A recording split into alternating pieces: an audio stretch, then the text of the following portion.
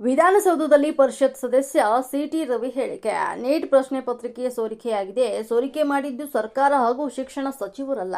ಇದು ಕೆಳಹಂತದ ನೌಕರು ಮಾಡಿದ ತಪ್ಪಿಗೆ ಸೋರಿಕೆಯಾಗಿದ್ದು, ಸೋರಿಕೆಯಾದ ಕೂಡಲೇ ಸೂಕ್ತ ಕ್ರಮವನ್ನ ಕೈಗೊಂಡು ಯಶಸ್ವಿಯಾಗಿ ಮರುಪರೀಕ್ಷೆ ಕೂಡ ನಡೆಸಲಾಗಿದೆ. ವಿದ್ಯಾರ್ಥಿಗಳ ಜೀವನದಲ್ಲಿ ಯಾರು ಆಟ ಆಡಲ್ಲ ಅಂತ ಒಂದು ಪ್ರಧಾನಿಗಳೇ ಹೇಳಿದ್ದಾರೆ. ಅತ್ಯಂತ ಯಶಸ್ವಿಯಾಗಿ ಪರೀಕ್ಷೆ ಮಾಡಿದ್ರು. ಕೆಲವರು ಚಳುವಳಿಯನ್ನ ಮಾಡ್ತಿದ್ದಾರೆ. ಶಾಂತಿಯುತವಾಗಿ ಪ್ರತಿಭಟನೆ ಮಾಡುವ ಅಧಿಕಾರ ಎಲ್ಲರಿಗೂ ಇದ್ದು, ಆದರೆ ಅದು ಅರಾಜಕತೆ ಸೃಷ್ಟಿಸಲು ಅವಕಾಶ ಇಲ್ಲ. ಸಂಸತ್ತಿಗೆ ಮುತ್ತಿಗೆ ಹಾಕುವ ಕೆಲಸವನ್ನ ಮಾಡಿದ್ದೀರಿ. ಒಂದು ತುಕಡೆ ಗ್ಯಾಂಗ್ ನವರು ಅಲ್ಲಿ ಕಾಣಿಸಿಕೊಂಡಿದ್ದಾರೆ. ಪ್ರತಿಭಟನೆಯಲ್ಲಿ ಅವರಿಗೆ ಏನ್ ಕೆಲಸ? ಈ ಸಂದರ್ಭ ಬಳಸಿಕೊಂಡು ರಾಜಕೀಯ ಲಾಭವನ್ನ ಪಡೆಯುವ ಕೆಲಸವನ್ನ ಮಾಡ್ತಿದ್ದಾರೆ.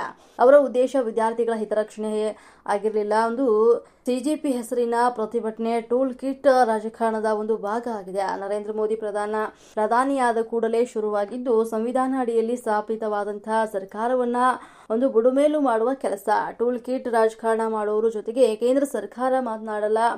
ಕೇವಲ ಒಂದು ವಿದ್ಯಾರ್ಥಿಗಳ ಹಿತರಕ್ಷಣೆ ಮಾಡಲು ಪ್ರತಿಭಟನೆ ಅಲ್ಲ. ಅದು ಒಂದು ಪ್ರಕಾಶ್ ರಾಜ್ಗೆ ಬಿಡದಿ ಹತ್ತಿರನ, ದೆಹಲಿ ಹತ್ತಿರನ. ಬಿಡದಿ ಅವರಿಗೆ ನೆನಪು ಆಗ್ತಿಲ್ವಾ?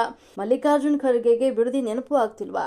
ರಾಹುಲ್ ಗಾಂಧಿ ಒಂದು ಅಂಡಮಾನ್ ನಿಕೋಬಾರ್ ನೆನಪು ಆಗುತ್ತದೆ. ಇದರೆಲ್ಲ ಗೊತ್ತಾಗುತ್ತದೆ ಇವರ ಒಂದು ದ್ವಂದ್ವ ಇದೆ ಅಂತ.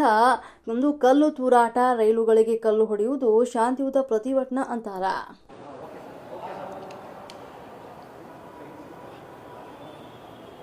ನೀಟ್ ಪ್ರಶ್ನೆ ಪತ್ರಿಕೆ ಸೋರಿಕೆ ಆಯಿತು.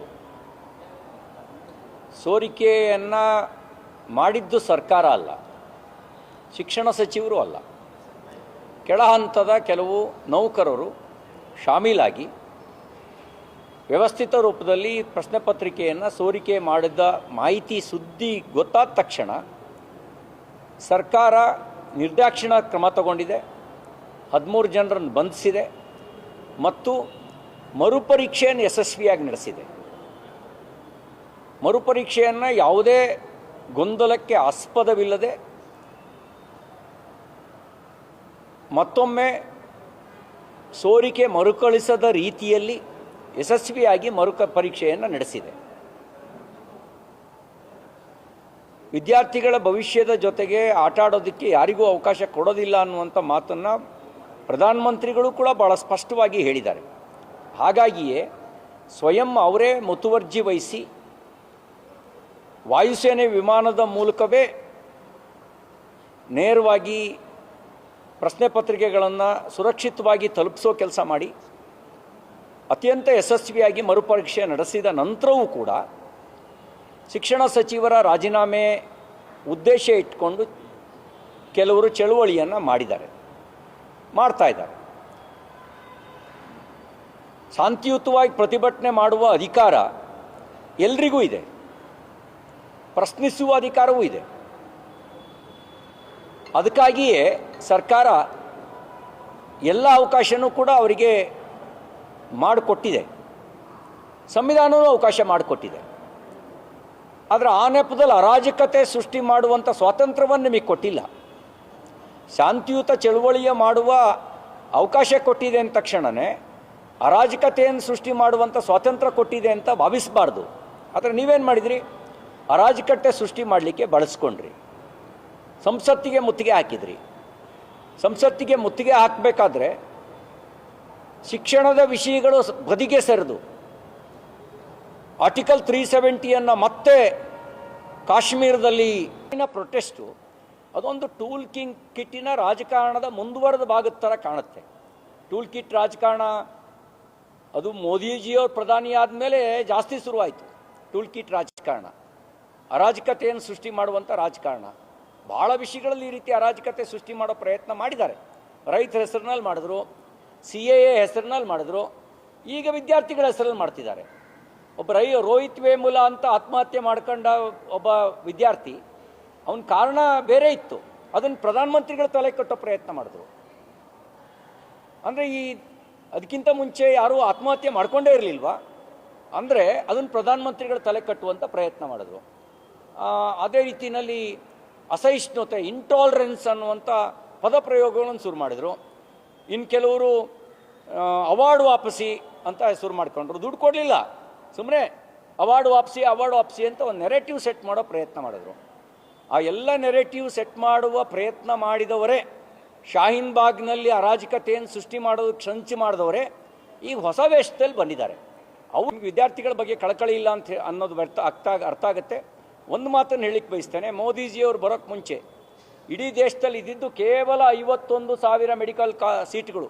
ಇವತ್ತು ಹತ್ತಿರ 1,36,000 ಮೆಡಿಕಲ್ ಸೀಟು, 86,000 ಸೀಟ್ ಜಾಸ್ತಿ ಆಗಿದೆ. ಎಷ್ಟು ವರ್ಷದಲ್ಲಿ? ಕೇವಲ 12 ವರ್ಷದಲ್ಲಿ. ಮೆಡಿಕಲ್ ಕಾಲೇಜುಗಳು ಮುಂಚೆ ಇದ್ದಂಥ ಮೆಡಿಕಲ್ ಕಾಲೇಜು 384, ಈಗಿರೋದು 780. ಅಲ್ಲಿಗೆ ಹತ್ತಿರ 380ಕ್ಕೂ ಹೆಚ್ಚು, 390ಕ್ಕೂ ಹೆಚ್ಚು ಹೊಸ ಮೆಡಿಕಲ್ ಕಾಲೇಜುಗಳು. ಅಂದರೆ ಇದು ಅಪರಾಧನಾ? ಹಾಗಾಗಿ ನಿಮ್ಮ ರಚನಾತ್ಮಕ ಸಲಹೆ ಕೊಡಿ, ಅದು ಬಿಟ್ಟು ಅರಾಜಕತೆ ಸೃಷ್ಟಿ ಮಾಡೋದನ್ನು ಲೋಕತಂತ್ರ ಒಪ್ಪೋದಿಲ್ಲ.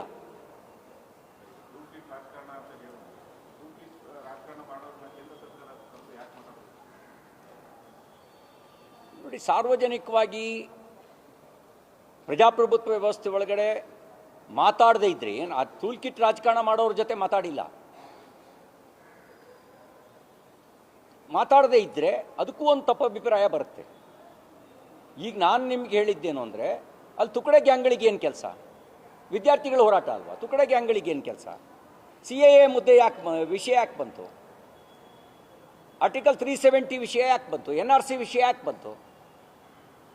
ಇಟ್ ಸೋಸ್ ಕೇವಲ ವಿದ್ಯಾರ್ಥಿಗಳ ಹಿತರಕ್ಷಣೆಗಾಗಿ ನಡೀತಿರೋ ಹೋರಾಟ ಅಲ್ಲ.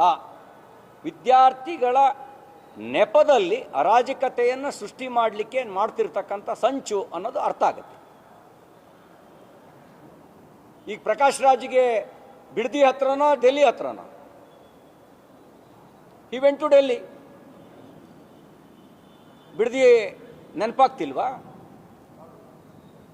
ಮಲ್ಲಿಕಾರ್ಜುನ್ ಖರ್ಗೆ ಅವರು ಬಿಡದಿ ವಿಷಯದಲ್ಲಿ ಮರೆವು ಬಂದುಬಿಟ್ಟಿದೆ ಅವ್ರಿಗೆ ಡೆಲ್ಲಿ ನೆನಪಾಗತ್ತೆ, ಬಿಡದಿ ನೆನಪಾಗಲ್ಲ. ವೈ?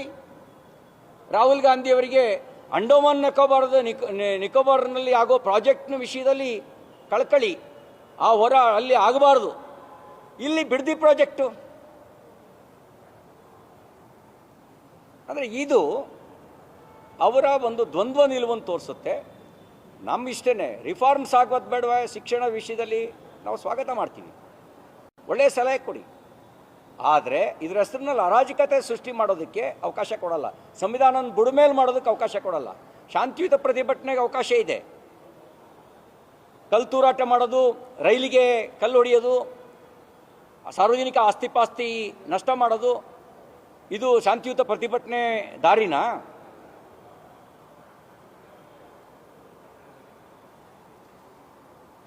ರಾಜ್ಯದಲ್ಲಿ ಬರ ಪರಿಸ್ಥಿತಿ ಇದೆ.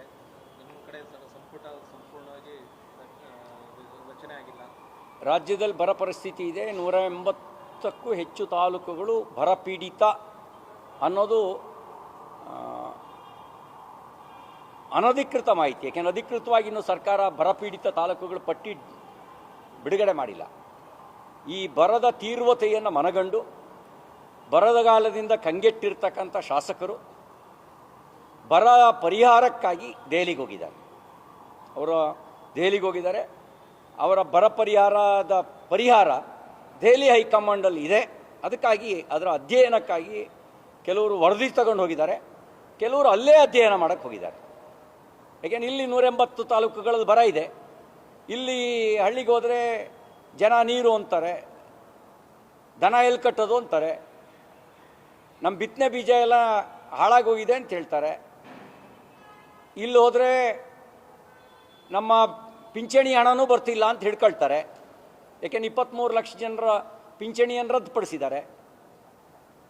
ಯಾವ ಲಕ್ಷ್ಮೀನೂ ಬರ್ತಿಲ್ಲ ಅಂದರೆ ಯಾವ ದುಡ್ಡು ಇಲ್ಲ ನಿಮಗೆ. ಅದೆಂಥದ್ದು ತಿಂಗಳಿಗೆ 2,000 ಕೊಡ್ತಾರಲ್ಲ, ಗೃಹಲಕ್ಷ್ಮಿ ಇಲ್ಲ.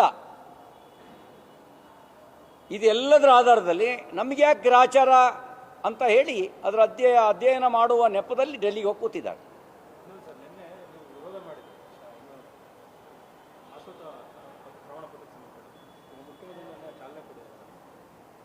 PRC ನಾನು ಕೇಳೋದು, ನಿಮ್ಮ ಸಂವಿಧಾನ ಇದ್ರ ಬಗ್ಗೆ ಮಾತಾಡುವಂಥ ಮಹಾನುಭಾವರೇ, ನಿಮಗೆ ಅಧಿಕಾರ ಕೇಂದ್ರ ಸರ್ಕಾರಕ್ಕಿರೋದು, ಪೌರತ್ವ ಕೊಡೋದು ಇವೆಲ್ಲ ಇರೋದು ಕೇಂದ್ರ ಸರ್ಕಾರಕ್ಕೆ. ನಿಮಗೇನು ಅಧಿಕಾರ ಇದೆ? ಪರ್ಮನೆಂಟ್ ರೆಸಿಡೆನ್ಷಿಯಲ್ ಸರ್ಟಿಫಿಕೇಟ್ ಅಂದರೆ PRC ಅಂದರೆ ಪರ್ಮನೆಂಟ್ ರೆಸಿಡೆನ್ಷಿಯಲ್ ಸರ್ಟಿಫಿಕೇಟ್ ಕೊಡೋ ಅಧಿಕಾರ ನಿಮಗಿದೆಯಾ? ನಿಮ್ಗೆ ಯಾರು ಅಧಿಕಾರ ಕೊಟ್ಟವರು? ನಾನು ಚುನಾವಣಾ ಆಯೋಗಕ್ಕೆ ಹೇಳ್ತೀನಿ, ಇವ್ರು ಕೊಡೋ PRC ಸರ್ಟಿಫಿಕೇಟ್ನ SIRಗೆ ಮಾನ್ಯ ಮಾಡಬೇಡಿ. ಇವರು ಉದ್ದೇಶನೇ ಬಾಂಗ್ಲಾದೇಶದವ್ರನ್ನ, ಪಾಕಿಸ್ತಾನದವ್ರನ್ನ ಮತದಾರರ ಪಟ್ಟಿಯಲ್ಲಿ ಸೇರಿಸ್ಕೊಂಡು ಅವರಿಗಿಲ್ಲಿ ವೋಟರ್ ಲಿಸ್ಟಲ್ಲಿ ಮತದಾರರನ್ನಾಗಿ ಮಾಡ್ಕೊಳ್ಳೋಕ್ಕೆ ಈ PRCಯನ್ನು ತರಾತುರಿಲಿ ತರ್ತಿರೋದು. ಇಲ್ಲದೇ ಇದ್ದರೆ ಇವರಿಗೆ PRC ಇವರಿಗೆ ಅಧಿಕಾರ ಇಲ್ಲದೆ ಇರೋದನ್ನ ಯಾಕೆ ಚಲಾಯಿಸಕ್ಕೆ ಹೋಗ್ತಾರೆ? ಯಾರಿಗೆ ಏನೂ ದಾಖಲೆಗಳಿಲ್ವೋ ಅವರಿಗೆ PRC ಒಂದು ದಾಖಲೆ ಕೊಟ್ಬಿಡೋದು. ಇವರಿಗೇನು ಅಧಿಕಾರ ಇದೆ? ಇವ್ರಿಗೆ ಯಾವ ಸಂವಿಧಾನ ಇವರಿಗೆ ಅಧಿಕಾರ ಕೊಟ್ಟಿದೆ? ಪರ್ಮನೆಂಟ್ ರೆಸಿಡೆನ್ಷಿಯಲ್ ಸರ್ಟಿಫಿಕೇಟ್ ಕೊಡುವಂಥ ಅಧಿಕಾರವನ್ನು ಇವರಿಗೆ ಸಂವಿಧಾನ ಎಲ್ಲಿ ಕೊಟ್ಟಿದೆ?